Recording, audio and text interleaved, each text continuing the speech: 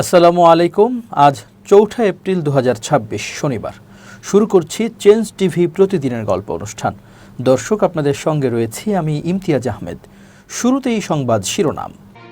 এই প্রথম জাতিসংঘে ফ্রান্স, রাশিয়া, চীন স্বপ্নভঙ্গ করে দিল আমেরিকার। বাণিজ্যের আড়ালে ইরানের যুদ্ধের জ্বালানি পাঠাচ্ছে চীন। আওয়ামী লীগ নিষিদ্ধে আইন করতে যাচ্ছে সরকার। শুরুতেই ইরান যুক্তরাষ্ট্র যুদ্ধ পরিস্থিতির খবর। জাতিসংঘে ঘটল নজিরবিহীন ঘটনা। ইরানের নিয়ন্ত্রণে থাকা হরমুজ প্রণালী জোরপূর্বক খুলতে সামরিক পদক্ষেপের অনুমোদন চেয়ে জাতিসংঘ নিরাপত্তা পরিষদে আনা প্রস্তাবে ভ্যাটো দিয়ে আটকে দিয়েছে রাশিয়া, চীন ও ফ্রান্স। এতে প্রচণ্ড ধাক্কা খেয়েছে আমেরিকা। বলা যায়, ইতিহাসে প্রথমবারের মতো রাশিয়া, চীন ও ফ্রান্স ধোলাই করল আমেরিকাকে। জ্বালানি পরিবহনের অন্যতম গুরুত্বপূর্ণ নৌপথ হরমুজ প্রণালী দিয়ে বিশ্বের প্রায় ২০% তেল ও গ্যাস পরিবহন হয়। গত ২৮ ফেব্রুয়ারি যুক্তরাষ্ট্র ও ইসরায়েলের হামলার পর এই প্রণালী নিয়ন্ত্রণে নেয় ইরান। ইরানের সামরিক বাহিনী জানিয়েছে, প্রণালীটি এখন তাদের নৌবাহিনীর দৃঢ় নিয়ন্ত্রণে রয়েছে এবং শত্রুদের জন্য এটি বন্ধই থাকবে। এই অবরোধের ফলে গত এক মাসে পারস্য উপসাগরে অন্তত ২,১৯০টি বাণিজ্যিক জাহাজ আটকা পড়েছে, যার মধ্যে ৩২০টির বেশি তেল ও গ্যাসবাহী ট্যাঙ্কার। এতে উপসাগরীয় দেশগুলোর জ্বালানি রপ্তানি ব্যাহত হওয়ার পাশাপাশি বিশ্ববাজারে জ্বালানি সংকট আরও তীব্র হয়েছে। এই প্রেক্ষাপটে হরমুজ প্রণালী খুলতে জাতিসংঘের মাধ্যমে বল প্রয়োগের অনুমতি চেয়ে নিরাপত্তা পরিষদে একটি প্রস্তাব উত্থাপন করে বাহরাইন। প্রস্তাবটি ঘিরে শুক্রবার ভোট হওয়ার কথা ছিল, তবে ভ্যাটো ক্ষমতাধর ৩ দেশ রাশিয়া, চীন ও ফ্রান্স এটির বিরোধিতা করায় প্রস্তাবটি পাশ হয়নি। দেশগুলো জানায়, সামরিক শক্তি ব্যবহারের অনুমোদন দেয় এমন কোনো উদ্যোগের তারা নীতিগতভাবে বিপক্ষে। জাতিসংঘের কূটনৈতিক সূত্র বলছে, সম্প্রতি বছরগুলোতে বিভিন্ন ইস্যুতে চীন, রাশিয়া প্রায়ই ইরানের পক্ষে অবস্থান নিয়েছে, তবে এক্ষেত্রে ফ্রান্সের অবস্থান নতুন মাত্রা যোগ করেছে। ফ্রান্সের প্রেসিডেন্ট এমানুয়েল ম্যাক্রো আগেই ইঙ্গিত দিয়েছিলেন যে সামরিক অভিযানের মাধ্যমে হরমুজ প্রণালী খুলে দেওয়ার ধারণা অবাস্তব। দক্ষিণ কোরিয়া সফরকালে তিনি বলেন, এ ধরনের উদ্যোগ বাস্তবায়নে দীর্ঘ সময় লাগবে এবং এতে নৌ চলাচল আরও ঝুঁকির মুখে পড়বে। তিনি আরও জানান, সংঘাত শেষে হরমুজ প্রণালী দিয়ে অবাধ নৌ চলাচল নিশ্চিত করতে ইউরোপীয় ও মিত্র দেশগুলোর সঙ্গে যৌথভাবে কাজ করবে ফ্রান্স। একই সঙ্গে তিনি জোর দিয়ে বলেন, এ সংকটের সমাধান কেবল ইরানের সঙ্গে আলোচনার মাধ্যমেই সম্ভব। মধ্যপ্রাচ্যের চলমান সংঘাতের মধ্যে চীন থেকে রাসায়নিক বহনকারী কয়েকটি জাহাজ ইরানে পৌঁছেছে বলে ধারণা করছেন বিশেষজ্ঞরা। এই ঘটনাকে বিশ্লেষকেরা কেবল একটি সামরিক সরবরাহ হিসেবে নয়, বরং বৃহত্তর ভূরাজনৈতিক কৌশলের অংশ হিসেবে দেখছেন। ব্রিটিশ দৈনিক দ্য টেলিগ্রাফের বিশ্লেষণে দেখা গেছে, যুদ্ধ শুরুর পর থেকে অন্তত 4টি নিষেধাজ্ঞাপ্রাপ্ত ইরানি পতাকাবাহী জাহাজ দেশটির বন্দরে ভিড়েছে এবং আরও একটি জাহাজ উপকূলের কাছে অবস্থান করছে। চীনের জুহাই শহরের গাওলান বন্দর থেকে যাত্রা শুরু করা এসব জাহাজ রাসায়নিক সংরক্ষণ সুবিধা ও বহনের জন্য পরিচিত। এই জাহাজগুলোতে সোডিয়াম পারক্লোরেট বহন করা হয়েছে বলে ধারণা করা হচ্ছে, যা কঠিন জ্বালানি ভিত্তিক ব্যালিস্টিক ক্ষেপণাস্ত্র তৈরির একটি গুরুত্বপূর্ণ উপাদান। বিশেষজ্ঞদের মতে, এই পরিমাণ কাঁচামাল দিয়ে শত শত ক্ষেপণাস্ত্র তৈরি সম্ভব, ফলে এটি ইরানের চলমান সামরিক সক্ষমতা ধরে রাখার জন্য অত্যন্ত গুরুত্বপূর্ণ। মধ্যপ্রাচ্যের নিষেধাজ্ঞা নিয়ে কাজ করা মার্কিন বিশেষজ্ঞদের ভাষ্য অনুযায়ী, সংঘাতের এই পর্যায়ে ইরান দ্রুত তাদের ক্ষেপণাস্ত্রের মজুত পুনর্গঠনের চেষ্টা করছে এবং এই ধরনের আমদানি সেই চেষ্টারই প্রতিফলন। এদিকে যুক্তরাষ্ট্রের গোয়েন্দা সূত্র সিএনএনকে জানিয়েছে, ইরানের প্রায় অর্ধেক ক্ষেপণাস্ত্র উৎক্ষেপণ ব্যবস্থা এখনও অক্ষত রয়েছে, যা পূর্বের কিছু দাবির সঙ্গে সাংঘর্ষিক। এই প্রেক্ষাপটে নতুন করে কাঁচামাল আমদানি ইঙ্গিত দিচ্ছে যে দেশটি আংশিক ক্ষতিগ্রস্ত হলেও পুরোপুরি উৎপাদন ক্ষমতা হারায়নি। বিশ্লেষকেরা মনে করছেন, ইরান হয়তো বিকল্প বা ছড়িয়ে থাকা উৎপাদন ব্যবস্থার মাধ্যমে কার্যক্রম চালিয়ে যাচ্ছে। নিষেধাজ্ঞা থাকা সত্ত্বেও এসব জাহাজ রাষ্ট্রায়ত্ত Islamic Republic of Iran shipping line গ্রুপের আওতাভুক্ত এবং তারা নজরদারি এড়াতে নানা কৌশল ব্যবহার করেছে। এর মধ্যে রয়েছে জাহাজের স্বয়ংক্রিয় শনাক্তকরণ ব্যবস্থা বন্ধ রাখা, ভুয়া গন্তব্য দেখানো এবং নাম পরিবর্তন করা। বিশ্লেষকদের মতে, অনেক বেশি নিখুঁত হয়ে ওঠা এই কৌশলগুলো আন্তর্জাতিক নজরদারিকে দুর্বল করে দিচ্ছে। এই সরবরাহকে সময়ের দিক থেকেও গুরুত্বপূর্ণ মনে করা হচ্ছে, কারণ চলমান সংঘাতে ইরান ব্যাপক হারে ক্ষেপণাস্ত্র ব্যবহার করছে এবং তাদের মজুদ দ্রুত কমে যাচ্ছে। একই সঙ্গে যুক্তরাষ্ট্র ও ইসরায়েলের টানা হামলায় উৎপাদন অবকাঠামো ক্ষতিগ্রস্ত হওয়ার সম্ভাবনাও রয়েছে। তাই এই ধরনের কাঁচামাল আমদানি ইরানকে অন্তত আরও কিছুদিন হামলা চালিয়ে যাওয়ার সক্ষমতা দেবে। দ্য টেলিগ্রাফের প্রতিবেদন অনুযায়ী গোলবান ও জাইরান নামের দুটি জাহাজের সক্ষমতা থেকে অনুমান করা যায় যে ইরান অতিরিক্ত 785টি ক্ষেপণাস্ত্র উৎপাদনের জন্য যথেষ্ট কাঁচামাল আমদানি করে থাকতে পারে। এর অর্থ হলো শুধু নতুন চালান দিয়েই যুদ্ধ পর্যবেক্ষক ও বিশ্লেষকদের অনুমান অনুযায়ী ইরান আরও 1 মাস ধরে সহজেই প্রতিদিন 10 থেকে 30টি ক্ষেপণাস্ত্র নিক্ষেপ অব্যাহত রাখতে পারে। চীনের ভূমিকা নিয়েও প্রশ্ন উঠেছে। চীন আনুষ্ঠানিকভাবে সরাসরি সামরিক সহায়তার কথা অস্বীকার করলেও বাণিজ্যিক পণ্যের আড়ালে এই ধরনের কাঁচামাল সরবরাহ অব্যাহত রাখছে বলে বিশ্লেষকদের ধারণা। এতে একদিকে তারা আন্তর্জাতিক চাপ এড়াতে পারছে, অন্যদিকে ইরানের সঙ্গে কৌশলগত সম্পর্ক বজায় রাখছে। একই ধরনের কৌশল তারা রাশিয়ার ক্ষেত্রেও ব্যবহার করেছে বলে অভিযোগ রয়েছে। তবে চীনের জন্য এটি একটি সূক্ষ্ম ভারসাম্য রক্ষার বিষয়। এর কারণ ইরান উপসাগরীয় অঞ্চলে হামলা চালাচ্ছে, যেখানে বেইজিং অবকাঠামো প্রকল্পে বিপুল বিনিয়োগ করেছে। টাইমস অব ইন্ডিয়ার এক বিশেষ প্রতিবেদনে চাঞ্চল্যকর তথ্য উঠে এসেছে। ডোনাল্ড ট্রাম্পের ইরান নীতি এবং যুদ্ধ পরিচালনার ধরন নিয়ে রিয়াদ এখন বীতশ্রদ্ধ। হোয়াইট হাউসের অদূরদর্শী পরিকল্পনা এবং উস্কানিমূলক বার্তা সৌদি আরবকে এক চরম নিরাপত্তাহীনতার মুখে ঠেলে দিয়েছে। বিশেষ করে ইরানের জ্বালানি অবকাঠামো ও বিদ্যুৎ কেন্দ্রে হামলার যে হুমকি ট্রাম্প দিয়েছেন, তাতে সাউদি কর্মকর্তারা আতঙ্কিত। তাদের ভয় এর পাল্টা প্রতিশোধ হিসেবে ইরান যদি আরবের তেল স্থাপনা বা পানি বিশুদ্ধকরণ প্রকল্পে হামলা চালায়, তবে পুরো মধ্যপ্রাচ্য ধ্বংসস্তূপে পরিণত হবে। সবচেয়ে বিস্ফোরক তথ্য হলো, ট্রাম্প চাইছেন এই যুদ্ধের সমস্ত আর্থিক দায়ভার বহন করুক সৌদি আরব ও অন্যান্য উপসাগরীয় দেশগুলো, অথচ যুদ্ধের রণকৌশল নির্ধারণে তাদের কোনো মতামতের তোয়াক্কা করা হচ্ছে না। বিশ্লেষকরা বলছেন, ট্রাম্প সৌদি আরবকে অংশীদার নয়, বরং স্রেফ পে মাস্টার বা টাকা দেওয়ার মেশিন হিসেবে ব্যবহার করছেন। শুধু কৌশলগত বিরোধীই নয়, ব্যক্তিগত সম্পর্কের জায়গাতেও ফাটল ধরেছে। ট্রাম্প বিভিন্ন সময় যুবরাজ মোহাম্মদ বিন সালমান সম্পর্কে অত্যন্ত কুরুচিপূর্ণ ও অপেশাদার মন্তব্য করেছেন বলে জানা গেছে। মাত্র কিছুদিন আগে ট্রাম্প হোয়াইট হাউসে এক বক্তব্যে বিশ্ব মিডিয়ার সামনে সৌদি যুবরাজ MBSকে কটাক্ষ করে বলেন, সে আমার নিতম্বে চুম্বন করেছে আর আমার কাছে মাথা নত করে সব সময় থাকতে হবে তাকে। এই কুরুচিপূর্ণ মন্তব্য রিয়াদের রাজপ্রাসাদে তীব্র ক্ষোভের জন্ম দিয়েছে।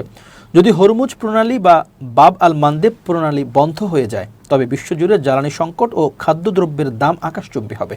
সৌদি আরব এখন বুঝতে পারছে আমেরিকার উপর আর অন্ধভাবে ভরসা করা সম্ভব নয়।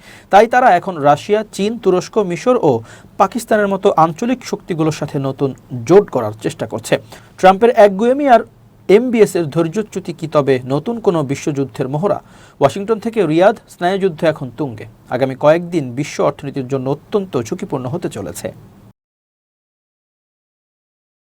সংযুক্ত আরব আমিরাতের বাণিজ্যিক কেন্দ্র দুবাইয়ের অভিজাত এলাকা দুবাই মেরিনায় ড্রোন ও ক্ষেপণাস্ত্র হামলা চালিয়েছে ইরান। আন্তর্জাতিক সংবাদ মাধ্যম আল জাজিরার প্রতিবেদন জানিয়েছে, 4 এপ্রিল সকালে তেহরান থেকে এই হামলা চালানো হয়।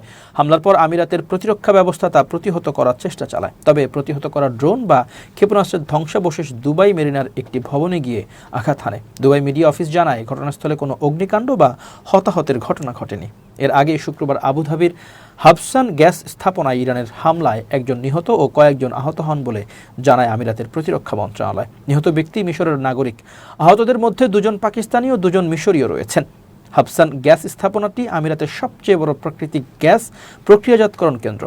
হামলার পর সেখানে আগুন লাগে এবং স্থাপনাটির ব্যাপক ক্ষয়ক্ষতি হয়েছে বলে জানিয়েছে সংশ্লিষ্ট কর্তৃপক্ষ। উল্লেখ্য, গত 28 ফেব্রুয়ারি ইরানে যুক্তরাষ্ট্র ও ইসরায়েলের যৌথ হামলার পর থেকে উত্তেজনা বাড়তে থাকে। এর জেরে উপসাগরীয় অঞ্চলে মার্কিন সংশ্লিষ্ট স্থাপনাগুলোকে লক্ষ্য করে পাল্টা হামলা শুরু করে ইরান। প্রথম দিকে এসব হামলা সামরিক স্থাপনায় সীমাবদ্ধ থাকলেও বর্তমানে বাণিজ্যিক স্থাপনাতেও আঘাত হানার প্রবণতা দেখা যাচ্ছে। তবে দুবাই মেরিনায় সাম্প্রতিক হামলায় যুক্তরাষ্ট্রের কোনো প্রতিষ্ঠান সরাসরি লক্ষ্যবস্তু ছিল কিনা তা এখনও নিশ্চিত হওয়া যায়নি। এবার দেশের খবর। আওয়ামী লীগের রাজনৈতিক কর্মকাণ্ড নিষিদ্ধের বিধান যুক্ত করে সন্ত্রাস বিরোধী সংশোধন অধ্যাদেশ 2025 সংশোধনী সহ পাশের সুপারিশ করেছে সংসদীয় বিশেষ কমিটি। 133টি অধ্যাদেশ পর্যালোচনা শেষে বিশেষ কমিটি চূড়ান্ত রিপোর্টে এই সিদ্ধান্ত জানায়। 2 এপ্রিল জাতীয় সংসদে কমিটির প্রধান জয়নুল আবেদিন এই প্রতিবেদন উপস্থাপন করেন। অন্তর্বর্তী সরকারের সময় বিএনপি জানিয়েছিল, নির্বাহী আদেশে কোনো রাজনৈতিক দল নিষিদ্ধ করার পক্ষে তারা নয়। এ ধরনের বিষয়ে চূড়ান্ত সিদ্ধান্ত হওয়া উচিত। তবে সরকার গঠনের পর দলটি সংশ্লিষ্ট অধ্যাদেশকে আইনে পরিণত করার উদ্যোগ নিয়েছে। ফলে নির্বাহী আদেশ প্রত্যাহার না হওয়া পর্যন্ত আওয়ামী লীগের কার্যক্রমের উপর নিষেধাজ্ঞা বহাল থাকছে। আর শাস্তির বিধান যুক্ত করে এটি আইনে রূপ নিলে দলটির রাজনৈতিক কার্যক্রম পরিচালনা আরও কঠিন হয়ে উঠতে পারে। অন্তর্বর্তী সরকারের জারি করা 133টি অধ্যাদেশ ত্রয়োদশ জাতীয় সংসদের প্রথম অধিবেশনের দিন গত 13 মার্চ উত্থাপন করা হয়। সেদিনই গঠিত 14 সদস্যের একটি বিশেষ কমিটি অধ্যাদেশগুলো পর্যালোচনা শুরু করে। সংবিধানের 93 অনুচ্ছেদ অনুযায়ী সংসদে পাশ না হলে কোনো অধ্যাদেশ 30 দিনের মধ্যে অর্থাৎ 12 এপ্রিলের পর কার্যকারিতা হারাবে। বিশেষ কমিটি গত বৃহস্পতিবার তাদের চূড়ান্ত প্রতিবেদনে 98টি অধ্যাদেশ কোনো পরিবর্তন ছাড়াই আইনে পরিণত করার সুপারিশ করেছে। এছাড়া 15টি অধ্যাদেশ সংশোধন করে বিল আকারে উপস্থাপনের এবং 16টি আপাতত উত্থাপন না করার পরামর্শ দেওয়া হয়েছে। 4টি অধ্যাদেশ বাতিল করে সংরক্ষণের সুপারিশও রয়েছে। সংশোধনের সুপারিশ পাওয়া 15টি অধ্যাদেশের মধ্যে উল্লেখযোগ্য হল 2025 সালের 11 মে জারি করা সন্ত্রাস বিরোধী অধ্যাদেশ। এতে 2009 সালের সন্ত্রাস বিরোধী আইনের 18 ও 20 ধারা সংশোধনের মাধ্যমে আওয়ামী লীগ এবং এর অঙ্গ ও সহযোগী সংগঠনগুলোর কার্যক্রম নিষিদ্ধ করা হয়। একই আইনের আওতায় 2024 সালের অক্টোবরে ছাত্রলীগকেও নিষিদ্ধ ঘোষণা করা হয়েছিল। গত মার্চ মাসে মোট 616টি সড়ক দুর্ঘটনায় 619 জন নিহত এবং 1548 জন আহত হয়েছেন বলে জানিয়েছে বাংলাদেশ যাত্রী কল্যাণ সমিতি।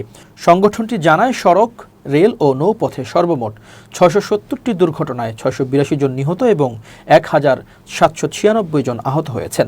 এ সময় সবচেয়ে বেশি হতাহত হয়েছে মোটরসাইকেল দুর্ঘটনায়। এতে 237 জন নিহত ও 197 জন আহত হয়েছেন, যা মোট দুর্ঘটনায় মোট নিহতের 38.61%।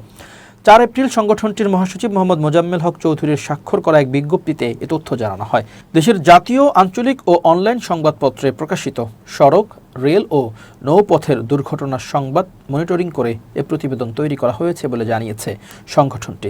মার্চে দুর্ঘটনায় প্রাণহানির তথ্য তুলে ধরে যাত্রী কল্যাণ সমিতি জানায়, এ মাসে সবচেয়ে বেশি সড়ক দুর্ঘটনা হয়েছে ঢাকা বিভাগে। 160টি সড়ক দুর্ঘটনায় 170 জন নিহত ও 320 জন আহত হয়েছেন।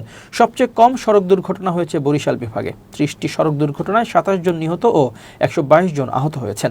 সড়কে দুর্ঘটনায় আক্রান্ত ব্যক্তিদের মধ্যে 9 জন আইনশৃঙ্খলা বাহিনীর সদস্য, 157 জন চালক, 90 জন পথচারী, 17 জন গণপরিবহন শ্রমিক, 68 জন শিক্ষার্থী, 15 জন শিক্ষক, 78 জন নারী, 86 জন শিশু, 4 জন সাংবাদিক, 3 জন চিকিৎসক, 1 জন বীর মুক্তিযোদ্ধা, 1 জন আইনজীবী, 3 জন প্রকৌশলী এবং 13 জন বিভিন্ন রাজনৈতিক দলের নেতাকর্মীর পরিচয় মিলেছে। নিহতদের মধ্যে 5 জন পুলিশ সদস্য, 1 জন আনসার সদস্য, 1 জন বিজিবি সদস্য, 1 জন ফায়ার সার্ভিস সদস্য রয়েছেন।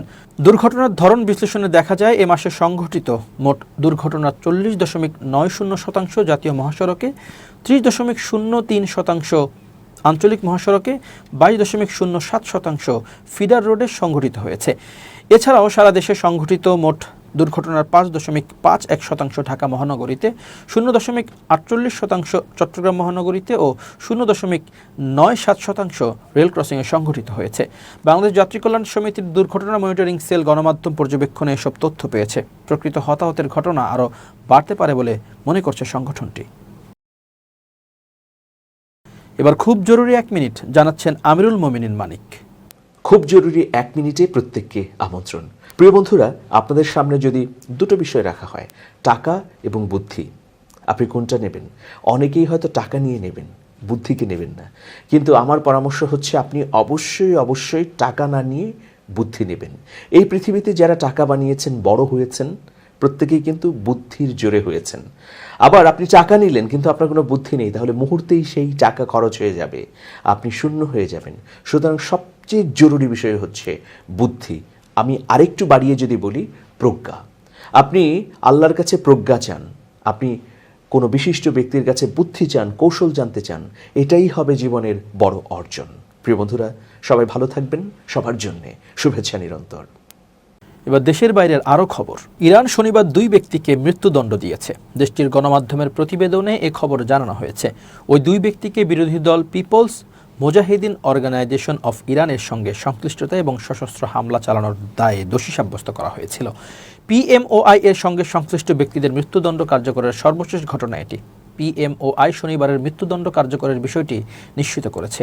তারা এক বিবৃতিতে বলেছে, ইরান রাজনৈতিক বন্দীদের, বিশেষ করে পিএমওআই সদস্য ও সমর্থকদের মৃত্যুদণ্ড কার্যকর করার মাধ্যমে নিজেদের দুর্বলতা ঢাকার চেষ্টা করছে। এতে বলা হয়, চলতি সপ্তাহের শুরুতে পিএমওআই এর 4 সদস্যের মৃত্যুদণ্ড কার্যকর করা হয়েছিল। দলটি আরও জানায়, শনিবার মৃত্যুদণ্ড কার্যকর হওয়া 2 ব্যক্তিকে 2024 সালের জানুয়ারিতে গ্রেপ্তার করা হয়েছিল এবং 2025 সালের ডিসেম্বরে তাদের মৃত্যুদণ্ড বহাল রাখা হয়। প্রিয় দর্শক, শেষ করছি চেঞ্জ টিভির প্রতিদিনের গল্প অনুষ্ঠান। changetv.press বাংলাদেশের ইউটিউব জার্নালিজমের অগ্রদূত। ভিজিট করুন এর ওয়েবসাইট www.changetv.press, youtube.com/changetvpress এবং সাবস্ক্রাইব করুন চ্যানেলটি। নিয়মিত লাইক, কমেন্ট ও শেয়ার করে আপডেট রাখুন নিজেকে। ভালো থাকুন, নিরাপদে থাকুন, শুভেচ্ছা নিরন্তর। changetv.press, এক ফোঁটা হলুদও নেই।